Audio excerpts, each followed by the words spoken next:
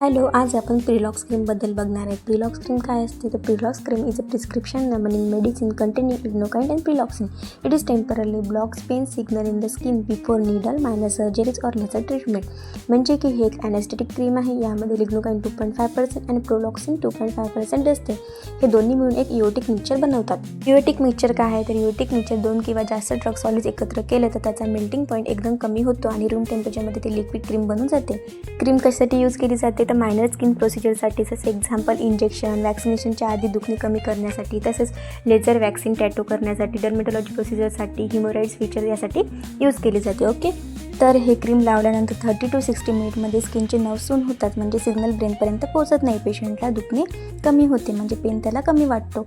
मध्ये important notes काय लक्षात ठेवायचं, तर हे डॉक्टरच्या सल्ल्यानुसार यूज करायचं. साईड इफेक्ट काय यायचे, तर स्किन लाल होणे, जळणे, ॲलर्जी किंवा सूनपणा. यामध्ये आपण अवॉइड करायचं. डोळे, तोंड खुल्या जखमावर हे वापरू नये. यामध्ये मेथिओग्लोबिन याचा पण रिस्क असू शकतो, म्हणजे की जे रक्तातील हिमोग्लोबिन आहे ते खराब होते आणि ते ऑक्सिजन कॅरी करू शकत नाही आणि बॉडीला ऑक्सिजन कमी पडतो. त्यासाठी डॉक्टरच्या सल्ल्यानुसार वापरणे गरजेचे आहे. थँक्यू.